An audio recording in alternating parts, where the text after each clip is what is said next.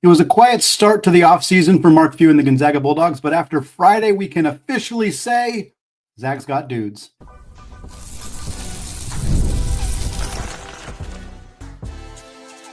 You are Locked On Zags, your daily podcast on the Gonzaga Bulldogs. Part of the Locked On Podcast Network, your team every day.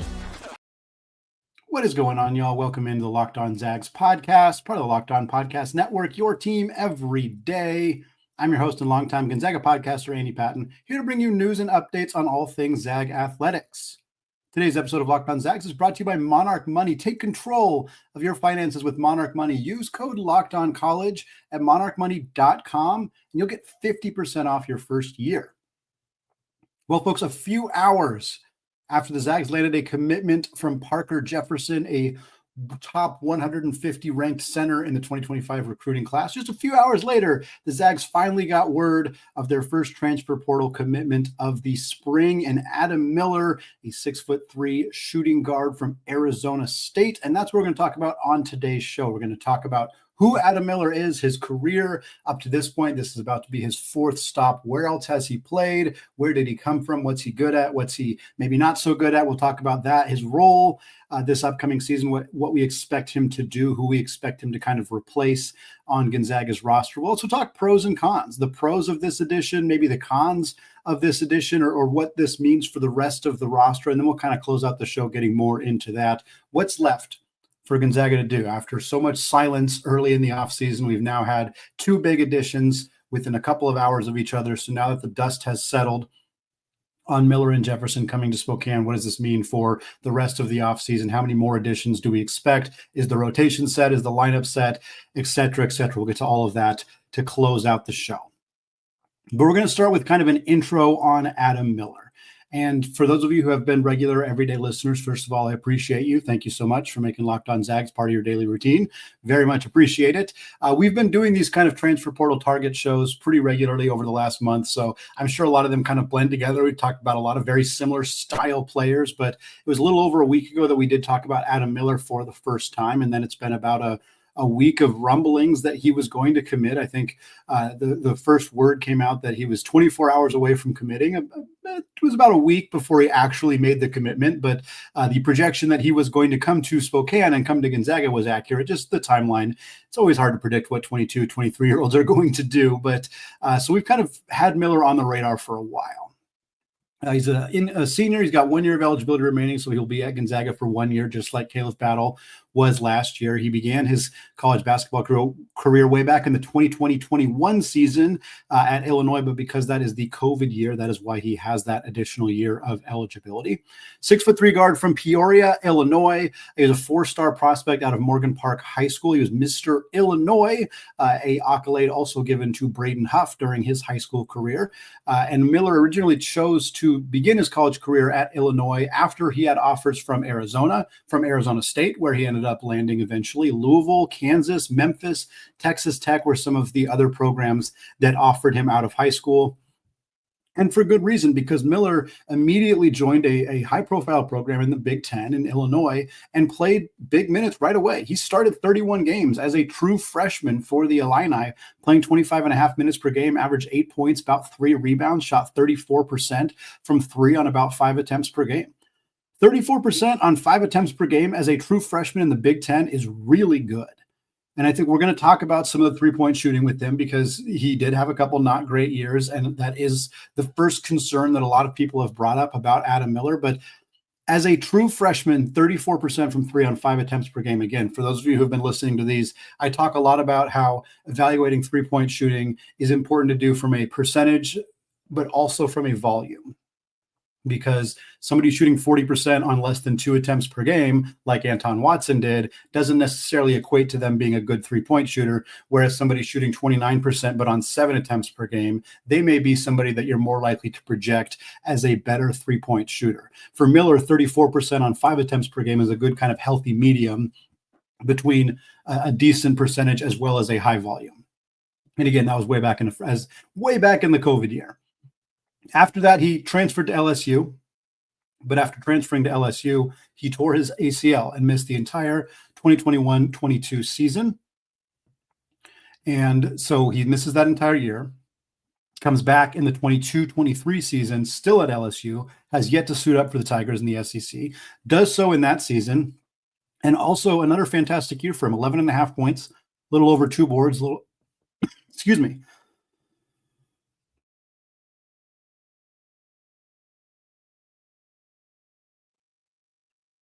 All right, we're back. Sorry about that. A little over 2 assists per game, 33 games, 33 starts. This is the year where we saw the three-point shooting start to dip a little bit. 31.5% from three in his sophomore season on over 7 attempts per game. So again, very high volume shooter, but LSU was not very good. Floor spacing was more of a challenge. He took a lot more contested shots that season. So you saw that percentage drop a little bit. After that year, he hits the transfer portal again. This time he lands at Arizona State. So he began his career in the Big Ten at Illinois. And then in his second year, he ends up at LSU in the SEC. And then in his third year, he ends up at Arizona State in the, at the time, Pac-12 for Bobby Hurley's team in 23-24. Career high 12 points per game, a little more than 3 boards, 1.5 assists, played 31.5 minutes per game. Another year where he took a lot of threes, over 5 attempts per game, but this was the year where it dropped to 30%. So we have a 34% shooter as a freshman, a 31.5% shooter as a sophomore on 7 attempts per game, and then a 30% three-point shooter as a junior on 5 attempts per game. So definitely not trending in the right direction for his first 3 seasons of college basketball. I can understand the concern there. But then last year, he comes back to Arizona State, first year playing for the same school 2 years in a row. And while he played a few less minutes and the actual scoring numbers dropped a little bit, his efficiency went way up. And I think that's a very promising sign for his future. He averaged about 10 points a game. He averaged about 2 assists per game, shot 42.9% on threes, 43% from the three-point line. The volume was the lowest of his career, but it was still 4.5 attempts per game. That's a pretty good volume. Like, it's not the 7 attempts per game that he was taking at LSU. But again, I would expect a player who's taking 7 threes a game in the SEC to shoot worse than that same player taking 4.5 attempts per game in the Pac-12, or excuse me, the Big 12 last year, because Arizona State moved into the Big 12. So I'm not surprised to see that percentage come up. It's obviously a big jump from where he'd been previously in his career. And I think it's reasonable to have some skepticism on a player who only shot over 40%, who only shot over 35% once in his career, to be like, oh, well, he's a 43% shooter, so that's what the Zags are getting. Like, well, he hasn't been consistently a 43% shooter, but again, he's always been a high volume shooter. And I think that's something that we want to take into consideration. Gonzaga played Arizona State early in the year. In that game, Miller had 8 points, was 2 of 7 from 3. He scored 15 or more points 7 times last season, and almost all of them came against strong competition. I think that's an important note. Like, there's a lot of players that we talk about where it's like, oh, this guy had a career high 23 points against Prairie View A&M. And it's like, okay, well, let's see what they did against the better competition. Miller did very well against the best competition. He had 15 or more points. Again, that included an 18-point game on 5 of 9 shooting in the non-conference against Florida, the literal best team in college basketball, the national champions. He had a season-high 22 points on 10 of 17 shooting in a loss to Texas Tech, another one of the best teams in college basketball last year. He also scored 15 or more points at Colorado, against Arizona, against Nebraska, and against Santa Clara. All very quality teams for Miller to put up big numbers. Now, we're going to get more into his role in the second segment here as we talk the pros and cons, but I think it's pretty clear that Gonzaga has landed their starting shooting guard for next season. He's more of their Nolan Hickman replacement than I think the Caliph Battle replacement in terms of play style. Like, he's going to start at the 2.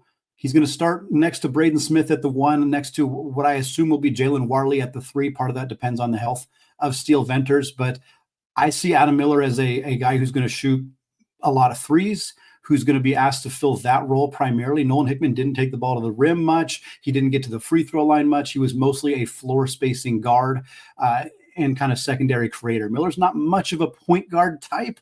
So I don't know that I think that role might actually go more to Warley when Smith isn't on the floor, but I do see Miller as kind of a catch and shoot, 3-point specialist type in the vein of Nolan Hickman, not as much in the vein of the get the ball in his hands and let him create type of Caliph Battle situation that we had last year. So that's kind of my thought there.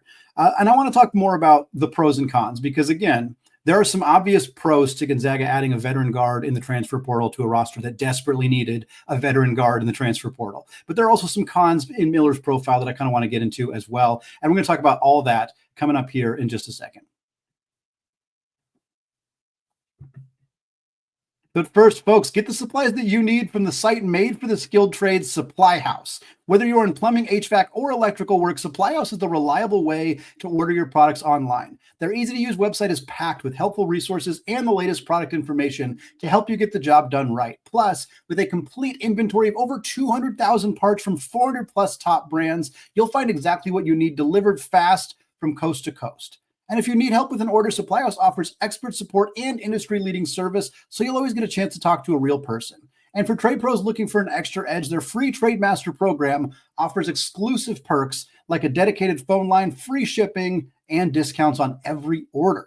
Thousands of skilled professionals are already taking advantage, so now it's your turn. Join the Trade Master program today at supplyhouse.com/TM and start ordering plumbing, HVAC, and electrical supplies with just a few clicks. Plus, use promo code SH5 for 5% off your first order. That's supplyhouse.com.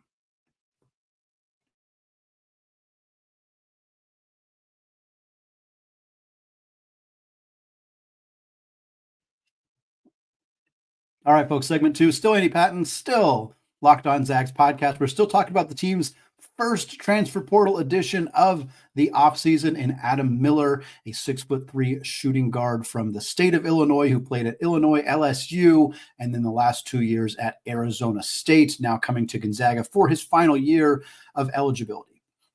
So it's going to be simple. Pros, cons. What are the pros of adding Adam Miller? What are the cons of adding Adam Miller? And how do we think Gonzaga is going to work with those pros to make their offense or their defense more effective? How do you think they're going to mitigate those cons and kind of find a way to maybe make the roster more balanced with some of the stuff coming in that's maybe not as good from Miller? So we'll start with the pros. A veteran floor spacing guard is exactly what Gonzaga needed. I mean, we've been talking about it so much on the podcast since the season ended. We've talked about, the list, I have it all on a spreadsheet right here, the list of players we've talked about: Trayson Eaglestaff, Brendan Howson, Dan Skillings, it goes on, Donovan Dent for some of the bigger names, like it goes on and on. We know Gonzaga's been contacting a litany of high-profile guards in the transfer portal. Most of them have been shooting guards or small forwards. There haven't been a ton of point guards that they've pursued. Mostly it's been 2 guards, 3 guards, and they've been frequently pursuing players who are good three-point shooters. Not everybody. The interest in Dan Skillings kind of perplexed me a little bit as more of a 3 than a 2 and somebody who wasn't a very good three-point shooter. But for the most part, Gonzaga's been consistent in what they've been looking for in the transfer portal. And Adam Miller seemed to check a lot of the boxes for what Gonzaga wanted to add to this roster heading into next season. Miller is also a consistently good scorer. The three-point shooting is not consistent. We've talked about that, but in all 4 years, and that includes stops in the Big Ten, the Big Ten, the SEC, the Pac-12, and the Big 12. He's literally played in all 4 of those conferences throughout his career. I know Pac-12 and Big 12 is the same school, but still, it still counts. He's averaged 8 or more points per game in all 4 years he's been in college basketball. 3 of those 4 years, he averaged 9.8 points or more. So basically been a double-digit scorer in 3 of the 4 years. The only year he wasn't was when he was a true freshman in the Big Ten at Illinois. He has experience in basically every major conference. He has been a proven scorer consistently throughout his career.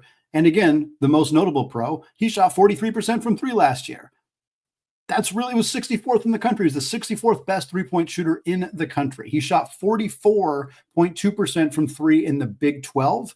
And among in-conference play, Adam Miller was second in the entire league in three-point shooting. He was one of the best three-point shooters in one of the best basketball conferences in the country last year. It's hard to not view that as an objectively very positive thing, even if you are skeptical about that sticking long-term for Miller. His effective field goal percentage last year was 57.6%. That was 165th in the country. So he was one of the top 175 most effective scorers in all of college basketball. His 57.1% mark in conference play was 9th. So he was one of the 10 most effective players offensively in college basketball, or in the Big 12, using effective field goal percentage. Again, the effectiveness, efficiency numbers weren't always the best for him, but they were better last year at Arizona State. We saw him take that leap. I think that Arizona State having a low post presence in Jaden Quaintance, as well as Bashir Jihad and some of the other bigs that they had, kind of helped take some of the pressure away from Adam Miller defensively, which allowed him to get more open looks, which allowed him to shoot at a higher percentage. I bring that all up because that's what's going to happen at Gonzaga. Gonzaga is an offense that is deeply, deeply integrated through Braden Huff and Graham Ike. Everything is going to run through those two guys. And surrounding them with players who can space the floor, who can pull defenders away from them to give them more room to operate down low, that is critical for this team's success. Adam Miller can do that.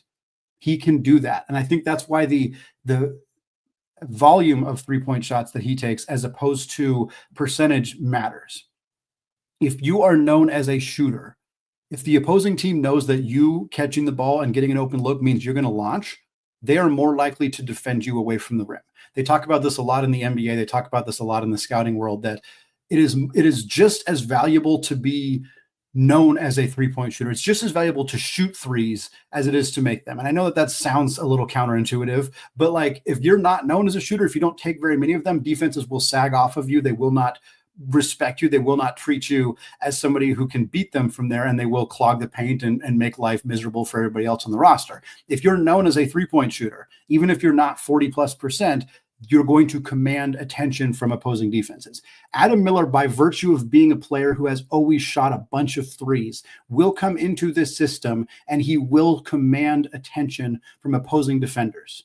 Obviously, if he shoots really poorly throughout the season, eventually that will change. Defenses will start to adjust. We saw that last year, where I don't think San Francisco would have left Ben Gregg open from three if he'd been shooting better during the season. Now, he made them pay for that, but I do ultimately think that Miller's presence will command attention defensively, and that is a huge pro for Gonzaga, even without factoring in how well he shoots in this upcoming season for the Zags. Miller's also a career 79% free throw shooter. Last year was on a very low volume of attempts, just 1.5 per game. But prior to that, he shot 82% on over 3 attempts per game. His first year at Arizona State, he shot 83% on 2.5 attempts per game, while at LSU, like, he has never been a super high volume free throw shooter, but he's always been very effective in that space. I mentioned this earlier, but he showed the ability to have some of his better games against high level competition. I don't expect Miller's going to be somebody who disappears in Gonzaga's good non-conference, opponents. He's going to play great against, Long Beach State, or he's going to play great against Pacific and Portland, but he's going to struggle against Baylor or Kentucky, whatever. That doesn't strike me as something we can expect from Miller, because he had some of his best games last year against the best teams that they played. And his experience having played against the best of the best throughout his college career leads me to feel pretty confident in his ability to deliver against those good teams this upcoming season. And then using Evan Miyakawa's fantastic website, evanmiya.com, which tracks transfer portal stuff. It tracks lineup optimization. It uses a ton of advanced analytics stats. If you have a transfer player, you can pull up their profile, and it gives you percentages, kind of their percentiles on each of their different statistical kind of accomplishments for the projections for Adam Miller for next year. Defensive impact, 91st percentile. They project him as one of the top 9% of effective defenders in the transfer portal. Three-point shooting, 81st percentile. So he's a top three-point shooting specialist as well. Playmaking is in the 80th percentile. Free throw shooting is in the 79th percentile. So there's a handful of areas that they're projecting him to be very impactful for Gonzaga next year. What are the cons for adding Adam Miller? Well, he's not very big. And I think that's the most notable. The three-point shooting, again, we'll get to those concerns there. But for Miller, the backcourt of Smith and Miller is going to look pretty similar stature-wise to the backcourt of Nembhard and Hickman. Nembhard was listed at 6 foot. Hickman was listed at 6'3". Miller's listed at 6'3". Smith's listed at 6 foot. They're similar size players. And for Gonzaga, neither Nembhard or Hickman were like objectively bad defensive players. Like, they weren't low effort guys. They didn't make a ton of mistakes defensively, but their size limited their ability to be impactful on that end of the floor. And it's hard to not think that'll happen again with two similar sized players playing the same roles heading into next season.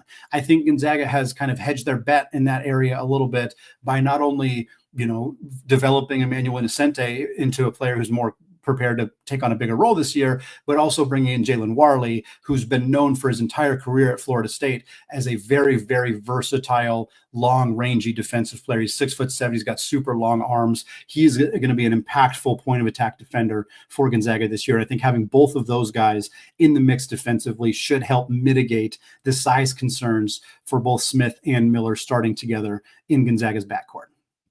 And again, we talked about the three-point shooting. I don't want to get too more into the weeds on it. We've already talked about what the percentages were in his career up to this point. He's always been a high volume shooter. I think that that's going to help. And I think that there's a Woolridge effect thing here too. For those of you who are new to the show, the Ryan Woolridge effect is what I have coined the concept of players transferring to Gonzaga and seeing their three-point shooting increase oftentimes dramatically from their previous school to their stop at Gonzaga. Ryan Woolridge spent 3 years at North Texas, shot 32% all 3 of those years, and then shot 43% in his lone season at Gonzaga. We've seen that with Rasir Bolden. We've seen that with Malachi Smith. We've seen that with a handful of players who come to Gonzaga, are now in a system where the ball is moving around more, where they're getting more open looks, where defenders are more focused on the post, and they get more open looks and they knock him down. I could absolutely see that happening with Miller. And I referenced it earlier with the fact that this year, when Arizona State had more post presence offensively, his three-point shooting ballooned from 30% to 43%. We already kind of saw him have a Woolridge effect season. And I think in Spokane with the Zags, that could be even better. Do I think he shoots 45%? Not necessarily, but would I bank on him shooting closer to 43 than 30? Yes. I think I feel fairly confident in projecting that for Miller heading into next year. Other not so good things for Miller. He's not a great passer. I don't think he's going to be asked to be much of a passer, but if you're kind of comparing him to Nolan Hickman, Hickman was that secondary offensive kind of creator. And when Nembhard was struggling, Gonzaga would let Hickman run the point and run the pick and roll. I don't think Miller's going to do that. I think Jalen Warley fills that role more so for Gonzaga, but we're talking about for Miller, a player who's got a career 1.5 assists per game and 1.5 turnovers per game. Doesn't turn it over very much. 1.5 is pretty good there, but obviously not much of a passer or facilitator either. He's also not a great finisher around the rim. Again, I think that those numbers might tick up just being in an offense that's more likely to get out in transition and often going against athletes who are inferior to him. Quite honestly, I think that'll bump up for him. And again, decent defender, but he doesn't make a lot happen defensively. Doesn't generate a ton of steals. Doesn't get a lot of blocks. Again, I think that's a bit nitpicky for Miller. I don't think he's expected to do a lot of those things. And then I think we toss out the injury history. I'm sure Gonzaga vetted him just fine, but a player who did have a significant season-altering injury a couple of years ago with that ACL. So it's something to keep an eye on with Miller coming into this season. Okay, so what's next for Gonzaga? We did this segment on Friday, recording that show between Parker Jefferson and Adam Miller. We said, what's next? We mentioned Adam Miller as a potential spot for him to land at Gonzaga, and he did. So now that the dust has settled on their center coming in and their starting shooting guard coming in, what's left for Mark Few and the Zags this offseason? We're going to discuss that and more coming up here in just a second. But first, folks, have you ever checked your bank account and wondered, where did all my money go? Because between dining out, online shopping, and just general entertainment costs, it's pretty easy to lose track. And that's where Monarch Money comes in, your personal CFO, giving you full visibility and control over your finances. And Monarch Money isn't just a budgeting app, it's a complete financial command center. You can track all of your accounts, investments, and spending in one place, so you stop just managing your money and you start building wealth. And instead of juggling multiple apps, you can use Monarch to check your finances, track spending, and even plan your long-term goals. I know my wife and we always want to make sure that we're on the same page when it comes to our finances, especially now with a 1-year-old in the house. And thankfully with Monarch Money, managing money with your partner, it's smoother than ever before. You can track your shared and personal accounts, set your long-term goals, and stay on the same page without all the stress and hassle. So take control of your finances with Monarch Money. Use code LOCKEDONCollege at monarchmoney.com for 50% off your first year. That's monarchmoney.com, code LOCKEDONCollege for half off your first year.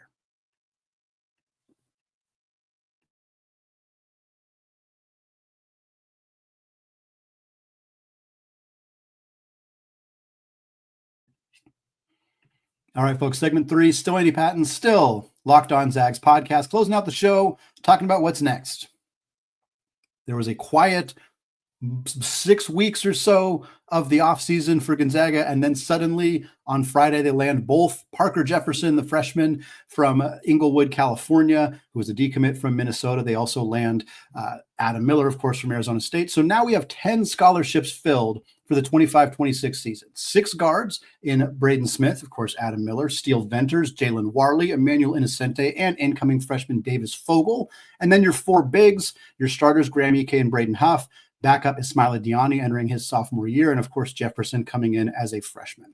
Reminder, the Zags now have 15 scholarships available to them as the rule has changed from 13 to 15. I don't expect Gonzaga to fill all 15 scholarships necessarily. I do think that if they fill 12 of them, maybe 13 of them, they might add some walk-ons onto those final spots, either adding new walk-ons or just, giving Kador Ness a scholarship, giving Joaquim Reyes Moore a scholarship, as opposed to keeping them as walk-ons. But I wouldn't expect 5 more additions to Gonzaga's roster. They don't have room to play all those players, and it's really hard to add players who aren't going to play in the modern era because you're just kind of developing them and then they end up going somewhere else.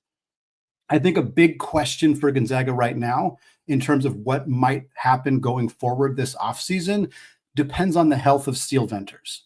I think that's a huge hinge right now for Gonzaga's upcoming season because a 6'7" sharp shooter who's a 40-plus three-point shooter who can space the floor, who can backdoor cut, who can get to the rim and score easily is a very valuable player that Gonzaga either has on the roster at full strength, ready to roll, or could kind of use for next year. So I think that's a big question is does Venters, coming off of 2 season-ending injuries on each of his different legs, like he's got a lot of rehab, rest, and recovery, like is he ready to go? Is he ready to get back into game action? Is it going to take him a little while to get back to game action? Like those are questions that I don't have the answers to, and the staff is certainly working with him on a daily basis to kind of figure that out. But that to me is a huge question, as well as the game readiness of incoming freshman Davis Fogel.